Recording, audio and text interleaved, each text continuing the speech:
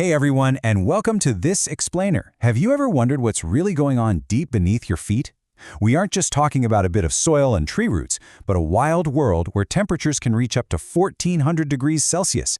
Today, we're taking a journey right into the heart of the Earth to discover how solid rock turns into a boiling liquid and how it cools back down to create the amazing rocks we see all around us. Get ready, because things are about to get hot.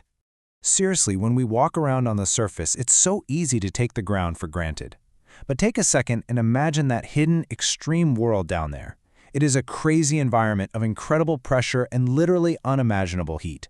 It's highly active, totally violent, and it's constantly reshaping the very foundation of our planet. So, just how hot does it get? Well, we're diving into a boiling underworld where the thermostat cranks up to a staggering 1400 degrees Celsius. At those depths, a rock doesn't just sit there. It melts, it flows, and get this, it actually expands by about 10% when it turns into magma. That intense heat, that's the engine driving the entire geological rock cycle we're going to map out today. All right, let's get into the magma recipes. 3 ways to melt a rock. You might think rocks only melt because of heat, but there are actually 3 secret recipes for cooking up magma in the Earth's asthenosphere. Recipe number 1 is increasing the temperature, the classic way to melt stuff. Recipe number 2 is decreasing the pressure, which we call pressure release melting. Imagine taking a massive weight off a really hot, bendy rock. As it rises and the pressure drops, bam, it melts almost instantly. And then there's recipe number 3, which is kind of counterintuitive, adding water. Yes, water. Deep underground in subduction zones, adding water to hot rocks actually lowers their melting point, turning them into magma without even touching the dial on the heat. So that brings us to the kitchens, where magma is actually cooked. Where are these extreme geological kitchens located? Well, first up is the hot spot. Imagine a giant superheated blowtorch, called a mantle plume, rising up from deep inside the Earth. Because this plume is hotter than the surrounding rock, it naturally floats upward. And as it rises, it loses pressure. That triggers the pressure release melting we just talked about, serving up a continuous supply of magma that erupts onto the surface to create massive volcanic islands. That's exactly how we get places like Hawaii. Kitchen number 2 is the subduction zone. This is where one heavy tectonic plate slides right underneath another one. As it sinks and friction generates heat, something pretty amazing happens at about 100 kilometers deep. Water gets squeezed out of the heated oceanic crust and rises into the hot asthenosphere. Remember our third recipe? Adding that water is the absolute key here. It lowers the melting point and cooks up massive amounts of fresh magma. Moving on to magma personalities. A tale of 2 magmas. Now we've got all this magma boiling beneath the surface. But here's the thing. Not all magma is identical. They have totally different chemical and temperature personalities. On one hand, we've got basaltic magma. This is the heavy stuff. It forms super deep down, and it's the absolute hottest, hitting that 1400 degrees Celsius mark. Plus, it's loaded with dark minerals like iron and magnesium. On the other hand, we have granitic magma. This one forms at much shallower depths, and it's way cooler, sitting around 600 degrees Celsius. It's lighter in color and packed with silicon, potassium, and sodium.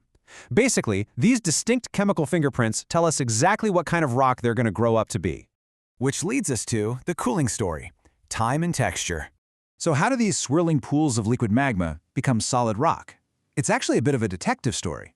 The rock's physical appearance, specifically its texture, gives geologists exact clues about how fast it cooled down. Let's start with slow cooling, which gives us what's called a phoneritic, or coarse-grained texture. If magma stays trapped deep underground, it loses its heat very, very slowly. Because it takes so long to solidify, large, beautiful crystals have plenty of time to grow. So when you look at a piece of granite and see all those distinct, visible specks, you're looking at a rock that really took its sweet time cooling beneath the surface. But what happens if we speed things up? If magma actually escapes the crust and erupts as lava onto the surface, it's suddenly hitting air or water. It cools rapidly.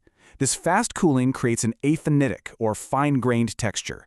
Because it solidifies so quickly, the crystals just don't have the time to grow large at all. They stay totally microscopic. The dense, dark basalt that makes up the ocean floor is a perfect example of this rapid cooling process. And then we have the extremes.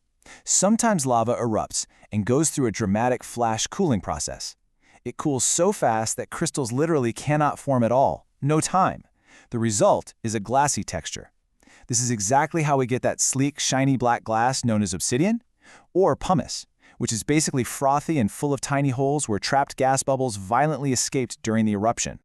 Now for naming the stars, gods of rock.